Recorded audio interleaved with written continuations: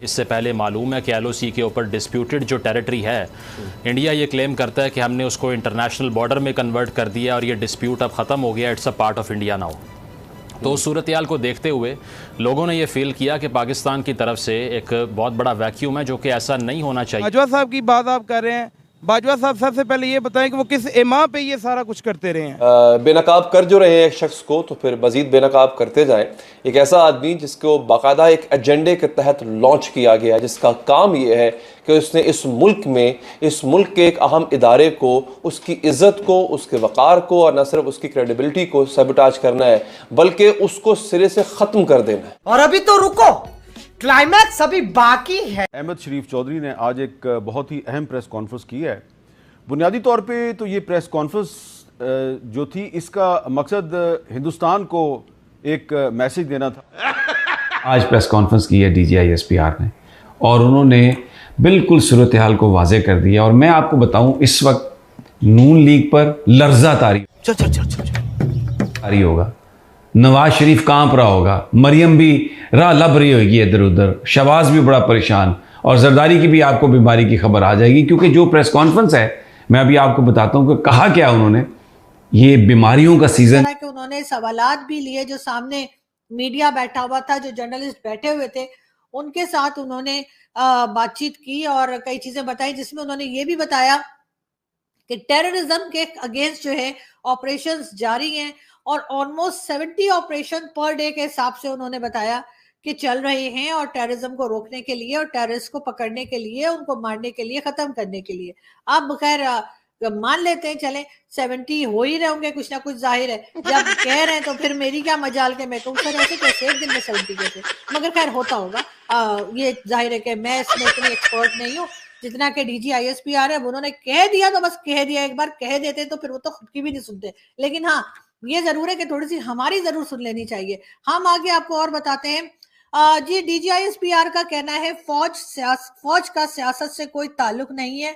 हमारे लिए तमाम सियासी जमातें काबिले एहतराम है। हम किसी खास सियासी जमात के नजरिए की तरफ उनकी इज्जत है, हमारे से ज्यादा है या देखें, ज्यादातर लोग पाकिस्तान से बाहर जाते हैं। अभी आप देखें, पिछले दिनों में एक जो कश्ती है वो उल्टी है, उसमें सबसे ज्यादा जो तादाद थी वो पाकिस्तानियों की थी। ये लोग शॉर्टकट में लगे हुए हैं, इनका राहबर कोई नहीं है, इनका रहनुमा कोई नहीं है, इनको राह दिखाने वाला कोई नहीं है। फिर लोगों ने खुद ही जाना, जो करना है उन्होंने खुद करना है। और ये बड़ी खबर है, दूसरी साइड पे हम यहाँ से गैर कानूनी तरीके से बाहर जाने के लिए तरस रहे हैं, जा रहे हैं पैसे लगा के। और अभी US की तरफ से स्टेटमेंट आई है कि 1 मिलियन वीजा हम इंडिया वालों को दे रहे हैं, मतलब इसी एक साल में। जितनी उसकी आबादी है उनको रिक्वायर्ड है, उन चीज़ों की रिक्वायरमेंट है वहाँ पे। अगर आप तलीम पे देखें, उनकी तलीम हमारी तलीमी निसाब से बहुत आला है। हम लोग इंग्लिश को पढ़ते हैं एज आ सीखने के लिए, वो एज आ सब्जेक्ट लेते हैं। हम लोग बच्चों को स्कूल इंग्लिश मीडियम में पढ़ाते हैं, सिर्फ बच्चों को अंग्रेजी आनी चाहिए, हम उसके कंसेप्ट पे नहीं जाते।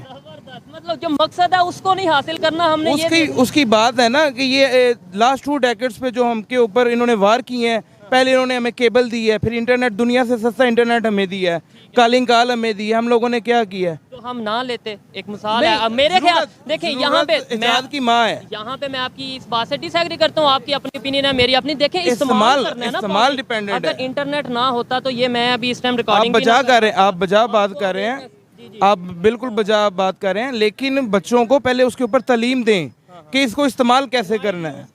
अभी इन्होंने ये बच्चों को ये कोविड के बाद कह दिया कि आपने टैब लेने हैं, उसके ऊपर हम तालीम देंगे आपको।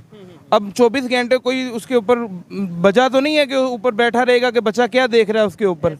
पहले उसको अवेयरनेस दें। आईफोन डिज़ाइन करती है चीज़ें, आप स्कूल्स वाले जो हैं इनको चाहिए एक गवर्नमेंट लेवल के ऊपर एक ऐसा डिज़ाइन करें वहाँ पे जो है दूसरी वेबसाइट्स ओपन ही ना हो सकें।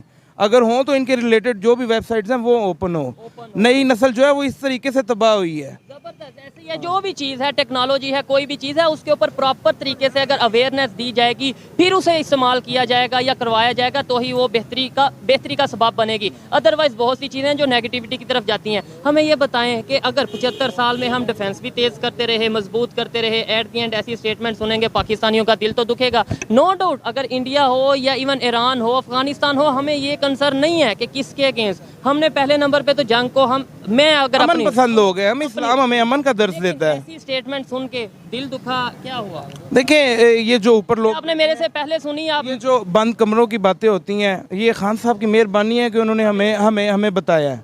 ये एक राहबर मिला है, अगर इसको भी खो दिया तो ये कौम का कुछ नहीं होना। अगर इस कौम ने अपना राहबर चुन लिया है खान को, तो अल्लाह ने उससे कोई काम लेना ही लेना है।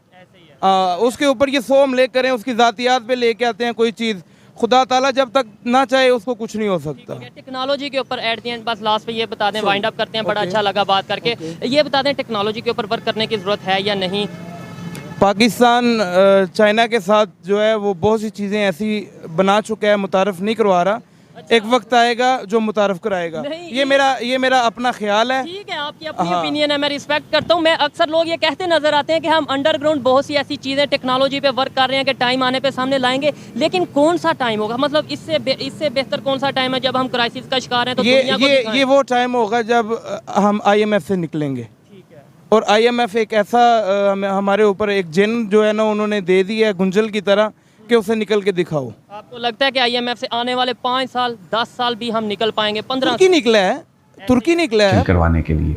आज ये बताया DGISPR ने कि पाकिस्तान में कोई बड़ा ऑपरेशन नहीं हो रहा, कोई बड़ा ऑपरेशन प्लान नहीं है, और इस वक्त सूरत हाल ये है कि पाकिस्तान में कोई नो गो एरिया नहीं है, और तकरीबन 22-23 करोड़ के मुल्क में सिर्फ 70 ऑपरेशंस हो रहे हैं जो इस वक्त चल रहे हैं।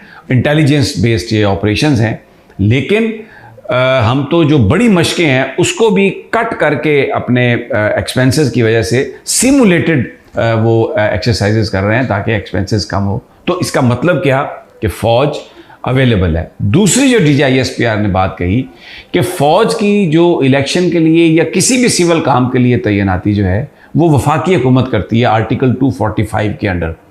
तो इसका मतलब क्या हुआ था कि अगर हम नहीं आए, कहीं पर तैनाती हमारी नहीं हुई, तो इसका वजह वफाकी हुकूमत ने हमें कहा ही नहीं।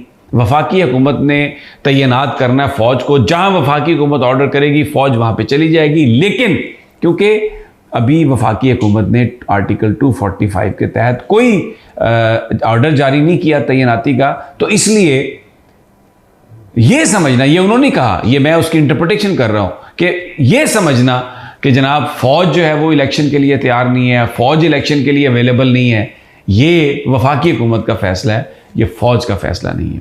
फिर इससे भी इम्पोर्टेंट बात जो उन्होंने कही कि हम चीफ इलेक्शन कमीशन को, सुप्रीम कोर्ट ऑफ पाकिस्तान को ये बात बता चुके हैं, और जो सुप्रीम कोर्ट के चीफ जस्टिस से जो मुलाकात थी हमारे ऑफिशियल्स की, वो एक इदारे की चीफ जस्टिस से गुफ्तगू थी। बड़ा उन्होंने उस सारी गुफ्तगू को ओन किया। फिर इसके बाद उन्होंने जो अगली बात कही वो ये थी कि मौजूदा सूरत हाल में स्टेक होल्डर्स को चाहिए कि वो इत्तफाक राय पैदा करें। स्टेक होल्डर्स कौन हैं? पॉलिटिकल पार्टीज़ हैं।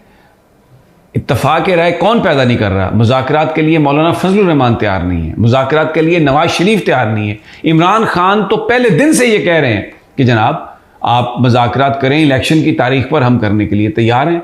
उन्होंने तो 3 मेंबर कमेटी भी बनाई, और हुकूमत ने सुप्रीम कोर्ट से टाइम लेने के लिए असद कैसर से गुफ्तगू भी की और ये कहा कि 26 को हमारी मुलाकात है जी। तो इसीलिए सुप्रीम कोर्ट ने 27 तारीख रखी जो पंजाब में